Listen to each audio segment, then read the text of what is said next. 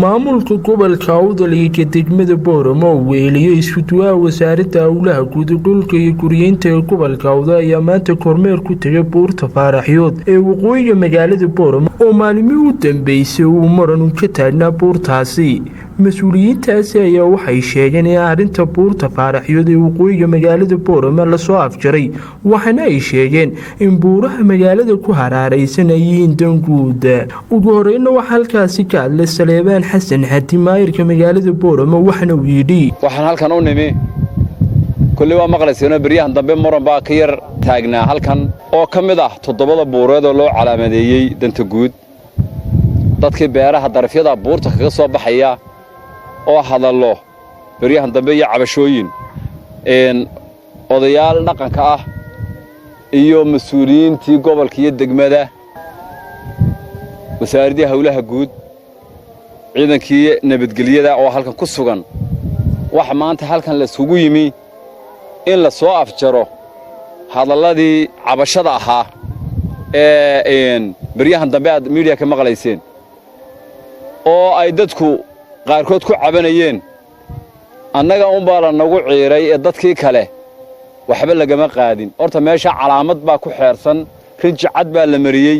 dan guud baa ayaan u qaadnay waan calaamadaynay beeraha buuraha kale oo dhanna waa la mid 7 buureed magaalo ku xeersan waa isku xeer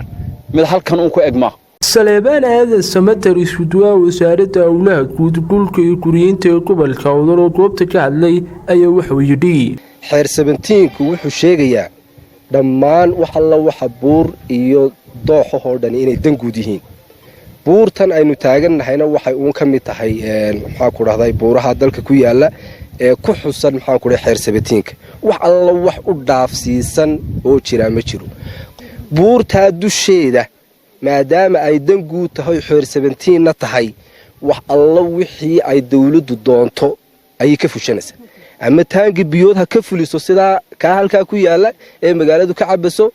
ama meel kale oo maxaa ku dan guud oo maxaa ku raday ummadda manaafacaad u leh laga fuliyo iyada ayaa dawladdu awood u leh. ugu dambeynna gudoomiyaha gobolka Awdal Cabdiraxmaan Axmed Cali oo goobta ka hadlay buurta dusheeda ilaa daraf ilaa halka biyaha ilaa koonaha ilaa intii la xaydaamay la calaamadiyay waa dan guud. dadweynaha mid baan u sheegay qofkii ku xadgudba ee inta wax dhaafsiisa inta soo dhaafa waxa la marinayaa sharciga talaabo gacan bir lagu qabanaya booliisku ku amriyay wixii aanu sheegnay ee dan guudi waa buuraha ku xeeran magaalada oo dhan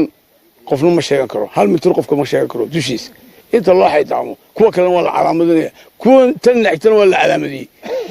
tan aynu maanta joogno howlaha guud waa maqlaya maayirku wuu maqlaya wixii ummadda aynu u sheegnaa waa inay socdaan mitir ninkii ka bedela isagaa dambiile ah sida shacabka talaabo looga qaadayo sharciga ayaa idinkana sharci idinka qaadaya. Cabdirasaaq Cumar Macadawliyo telefishinka codka bariga Afrika Booramo.